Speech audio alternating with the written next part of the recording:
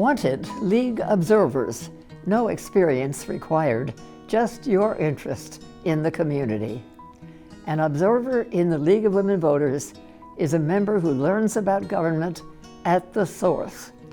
Our members watch government in action and through our presence let boards, commissions, and committees know that citizens are interested in what they do. An observer keeps the League up to date on the current major issues of government.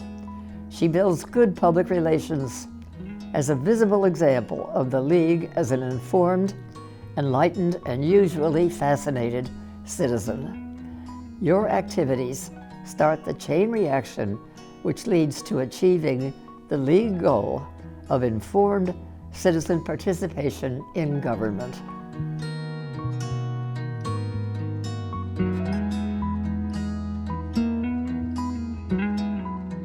Back then, a lot of people did not talk about these things in their social gathering groups.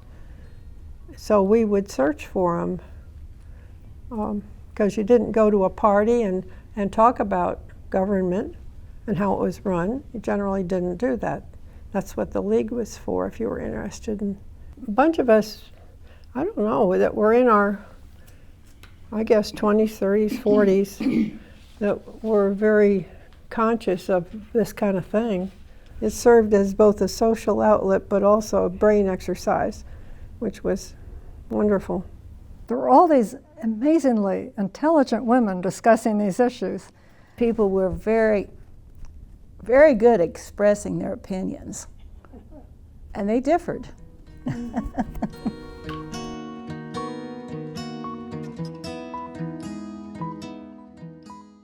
Of the League had many issues that it discussed.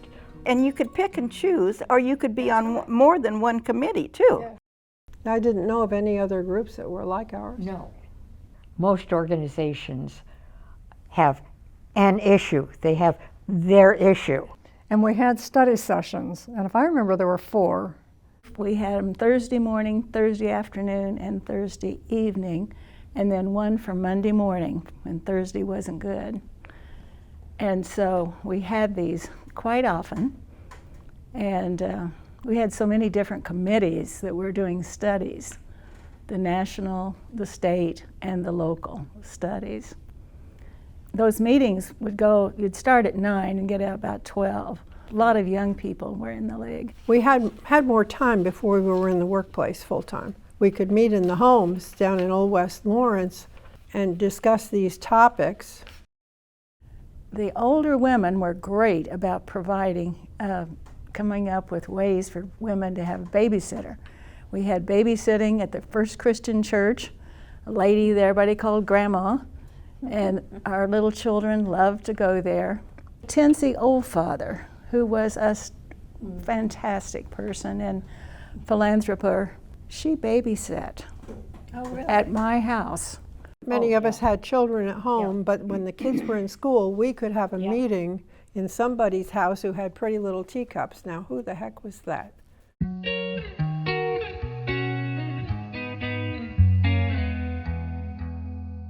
And about that time, then, women started getting jobs. And I think the League lost a lot of membership because there was just so many hours in a day for people. Yeah.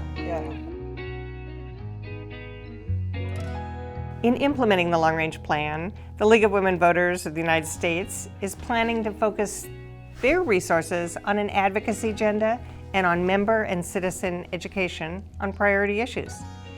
This year, as part of national program planning, local leagues were asked to indicate their top 3 priority issues for the 1988 to 90 biennium. It's not easy to make such choices. I was reminded that I liked the League as an organization. It took time to do these studies. We're not a whiz-bang organization that does things quickly. It's very deliberate, and it's done after much debate in our committees and formulation of a consensus on what we ought to do about whatever problem it is we're looking at. Yeah.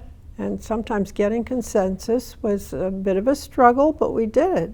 We did. Guided by the overall principle that we have a right to clean water, clean air, fair elections, and these general principles. I think we were working in those early days for women to get more involved and to be recognized. I mean, I think we were kind of in that in-between period in the 70s, 80s, and 90s, it seems to me like. And we achieved a lot because we had good people that studied and understood the system and worked for it. The League of Women Voters of Lawrence believes that basic medical care, including preventive care, should be the right of every person who needs and wants it. The League believes neighborhood plans should be developed for the entire city. There is strong support for using neighborhood plans in conjunction with Plan 95 in making planning decisions, including the location of commercial and... Each citizen, board, or commission that is created by the City Commission to share in the rights and responsibilities of local government should, 1, have a clear statement of the purpose and responsibilities of the board or commission. You know what I remember about League is we studied whether there should be 3 county commissioners or 5 county commissioners. And here we are back discussing that very same thing. But I remember the study session in Carol Jean Brune's library. I was the only one that didn't think it should be changed to 5. Good for you, Mary Margaret.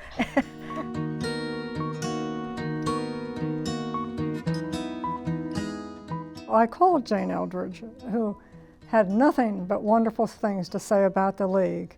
And when she first moved to Lawrence, she went to a meeting and they were discussing the issue of adding county commissioners from 3 to 5. That is her first memory and her first meeting. It might have been your meeting. And she was so impressed at these women who were intelligently maybe arguing, but really discussing why we should, why you shouldn't, what would be the advantages, what would be the disadvantages. And Jane kind of laughed at herself. She said, what do I know about even county commissioners? I come from Rhode Island. We only even have 3 counties. One of the things that I remember most clearly is after I got into the state league and as the state lobby director. And we had people that did a variety of things. We had Marion Warrener, who did all of the state budget things, and Marianne Bradford, who did all of the environmental things. And if there was anything left over, I did it. So what I did at that point was merit selection of judges, so that we no longer, most of us, elect our judges. They are selected on the basis of their abilities, we hope. Parts that I think probably Joyce enjoyed and I did were the environmental topics. And I was chair of the National Energy Study. Good evening. I'm Ruth Heinerfeld of the League of Women Voters Education Fund. Next Tuesday is Election Day. Before going to the polls, voters want to understand the issues and know the candidates' positions. Tonight, so we had studies on water, we had on the energy. A small group of us actually toured the plant and saw that they were using a train load of coal every day. And so we really fought when they were proposing building another coal burning plant in central Kansas.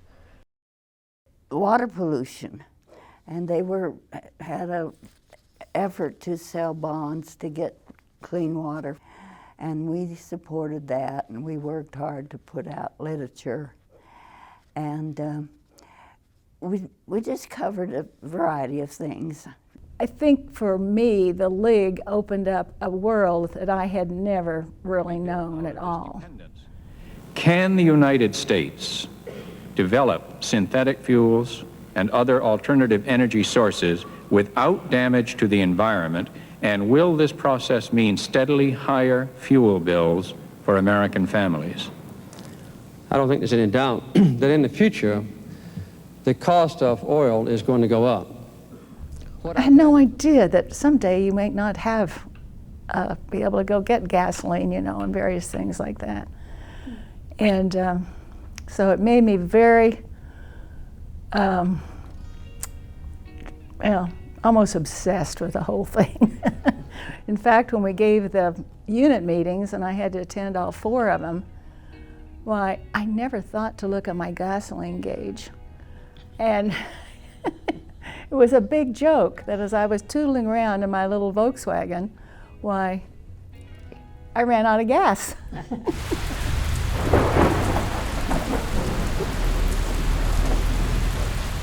Well, I think that the stormwater problem was an overwhelming problem for everybody. Stormwater, she said, she felt very strongly we should not have our wastewater, our sewage, mixing in with the stormwater.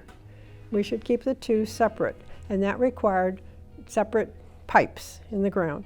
So that meant a surcharge, $5 roughly per household. Mm-hmm. And I think that certainly was one of the things that got people involved in the stormwater management. Dear Mike, earlier this summer, we received from the city a copy for review by us of the preliminary stormwater management criteria. Enclosed, please find our comments and suggestions from the Land Use Committee. The League has a very strong position regarding the appropriate uses of drainage ways and flood plains, which is reflected in these comments. And the thing that was so amazing to us was that the city had never considered rainwater something that wouldn't go into a sewer, you know? So of course the sewers overflowed every time it rained. And so whenever it rained and everything overflowed, it would overflow with city sewage. And you can imagine what a situation that was. And that got the city, realizing what they were doing. And that was one of our major accomplishments, I think. They separated the stormwater and the sewer systems.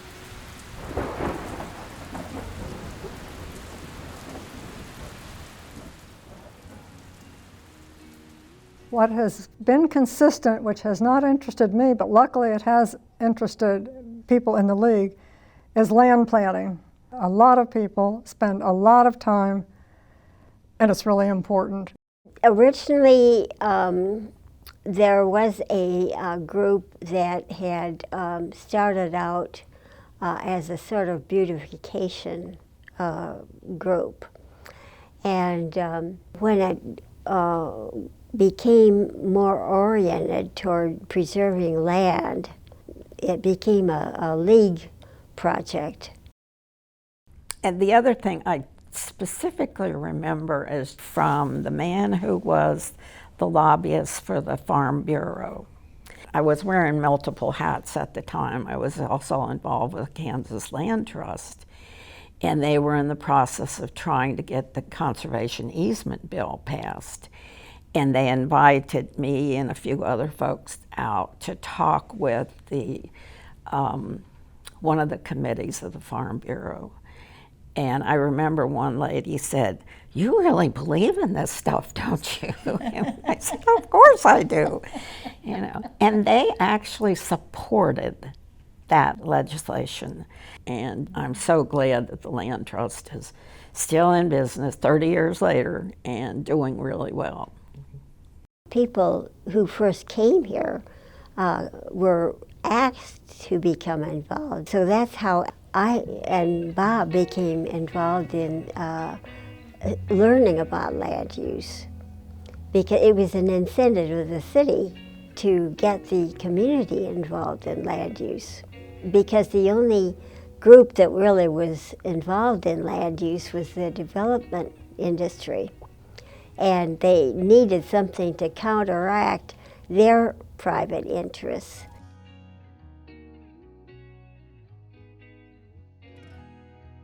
They were creating a plan, an overall plan for both the city and the county. What I remember, I was so young and naive that Johanna Cole Morgan wrote that. And that seemed to me it was a job of the county government or the city, but here was a volunteer from the League of Women Voters who knew more than they did, and she wrote it. And it was accepted, I suppose, with some changes. Do you have anything to... Plan 95. It was a negotiated thing. She rewrote and worked with commissioners and planning commissioners. Uncontrolled growth can eventually destroy a sound economic structure by requiring a high level of urban services throughout a widespread area of low-density growth.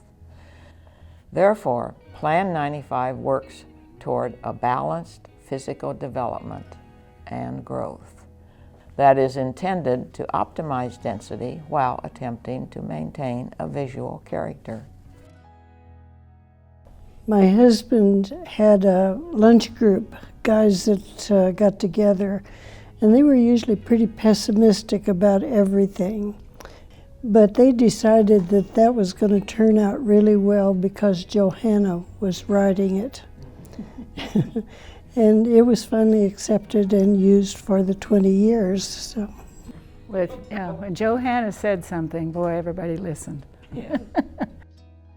One of our goals was to require green space with more condensed housing, to provide the same amount of green space that you would get in a single-family neighborhood. If you clustered them all together, then there ought to be the same amount of green space for those people. We believed that any urban development should not be in the county, that the county should be used for farming, open space, natural protection areas, things like that. They became interested in that about the time that Clinton Lake was being built. And Margie McKinney, she was one of the main people involved in trying to preserve the area around Clinton Lake. The Planning Commission was our main source of concern and information, because the City Commission usually voted in favor of what the Planning Commission had approved. And so that's where it all started, with the Planning Commission.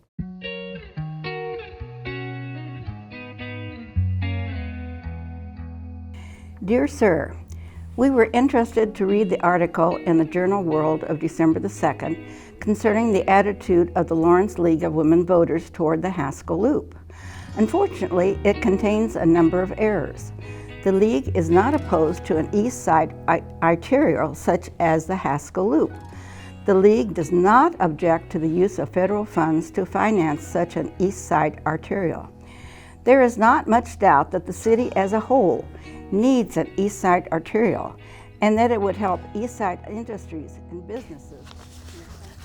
Here's a note from Marcy Francisco describing an evening with our legislators. On January 8, 1987, it was both enjoyable and informative. Jesse Branson, Betty Jo Charlton, and John Solbach, state representatives, and Wint Winter, state senator, each made a brief presentation covering the history of the state's general fund, budgeting, implementation of the constitutional amendment allowing cities to exempt development from taxation, and impact of new federal tax laws on state income tax collection. Marlis Harder shared her home for the evening. And Marcy concludes, League Day at the Legislature, February 12th, will give us an opportunity to keep up with these issues during the session. Marcy Francisco, State Action. I think the work that the League did then was very helpful in preserving the Central Business District, because that was one of our major goals.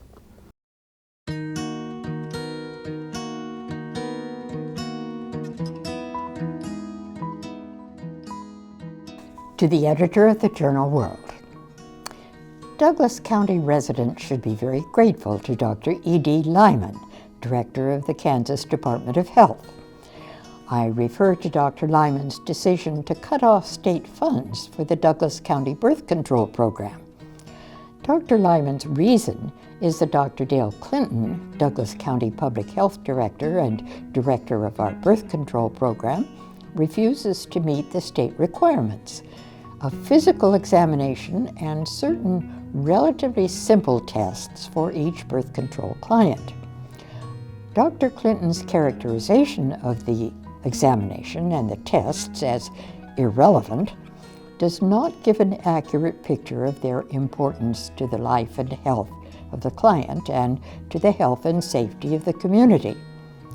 We do not know if any of the women who have obtained contraceptives from the Douglas County Health Department have died as a result of the omission of these irrelevant tests.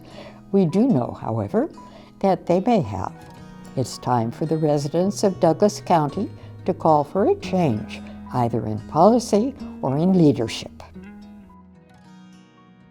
Yeah, well, Petey served, I mean, she started Planned Parenthood, and a group of us actually established a Planned Parenthood clinic, 11th in Massachusetts, across from what was the AMP. It was a walk-up little apartment. Petey rented that apartment. It was in pretty shabby condition. She said she would pay for it if we'd do the painting and fixing. And we found one doctor, only one doctor in Lawrence that would help us. Because at that time, birth control for single women was not allowed. So we established this clinic, thanks to Petey, and had a social worker and a nurse and this one doctor, and we could do it one day a week on Thursday evenings. And we got swamped with so much business that the doctor just couldn't keep up with it. And when Alex Mitchell said, I can't do it anymore, we couldn't find any other doctor in Lawrence, so we had to close that clinic. So that was an outgrowth of things that women could do through, again, leads kind of back to the League, because Petey was so active in the League. Mm-hmm. That's the kind of women we worked with, women that would grab the ball and run with it. My first experience back in the beginning was to go to a study session on nursing homes, which was another big issue at that time. And one of the proposals, we felt it was either illogical, you couldn't defend it. I don't remember what it was, but it was one of a number of the proposals. And so brave me raised my hand and criticized and said, you know, that's just not a good one. And the presenter was quite taken aback, actually angry. And later I talked to Ann Baer, who had actually suggested that my friend and I join the League. And she said, you know, interesting, our study session voted that one down too. So we felt vindicated.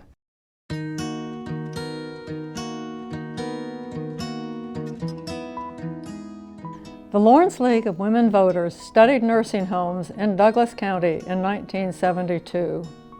During that study and follow-up since that time, we have become aware of problems which can only be dealt with on a national scale. Therefore, we have recommended that a nursing home study be included in the national program. Between 1960 and 1970, nursing home facilities have increased by 140%. Today, there are more nursing home beds in the United States than general and surgical hospital beds. More than $1 of every $2 in nursing home revenues is publicly financed through Medicare or Medicaid. It is estimated that 1 in every 5 senior citizens will need nursing home care at some time. So nursing homes are not a limited concern. Those who are not directly involved as a resident in nursing homes or families of residents are indirectly involved by paying over 1/2 of the nation's nursing home bill with our tax dollars. There was so much good that came out of my time in the League, but there was a turning point in the organization. When the League doesn't get to do the candidate forums anymore, I think that's a major, major loss. They were run much better in nonpartisan forums. Now, based on a toss of the coin, So the League was the place to find out what was going on and who you should vote for. And it was exciting.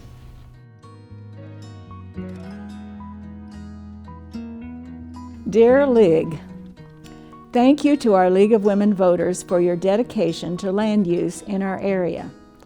The Douglas County Commission has halted ranchettes in our county. Halting residential subdivisions in the county in exchange for more sustainable annex growth for the city has been a target for the League for many years, and we are seeing change. Thank you for your efforts. From a League member. I would like to thank the local league for focusing on healthcare progress in Lawrence and Douglas County, and also for their influence in supporting healthcare issues at the national level of the League of Women Voters. I would also like to acknowledge my gratitude to the local league for its help in developing skills years ago, which permitted my being able to help establish an excellent local public health department, one which we have relied upon greatly through the years, and especially during the ongoing COVID pandemic within our community. Thanks again once more to the local league membership for their many contributions to healthcare through the years. Sincerely, Marilyn Chamberlain. Thank you to all who helped create an atmosphere of nonpartisanship for me and for others who are League members. We should be grateful for the accomplishments we've made, goals we have initiated, and ideals that continue to inform all the work we do. With gratitude, Lynn Bodel. Dear Leaguers, kudos to the many League of Women Voters volunteers. Our visual presence has always been a strong selling point. Face-to-face interaction.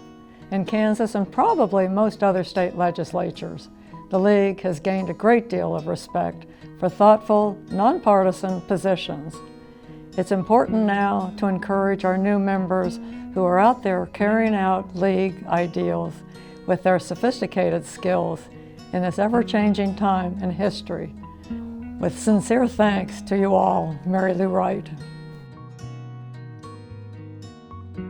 Dear League, I want to thank you all for organizing us to be a presence as legislative observers within our political system in Topeka.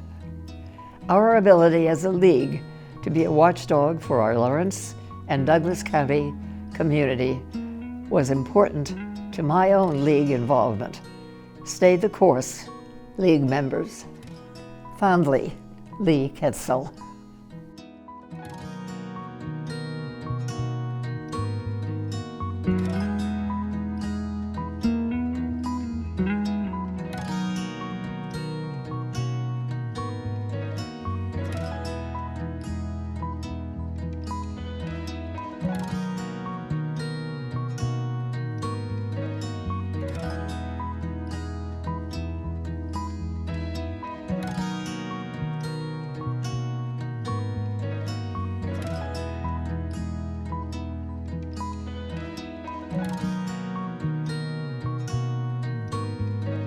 Bye.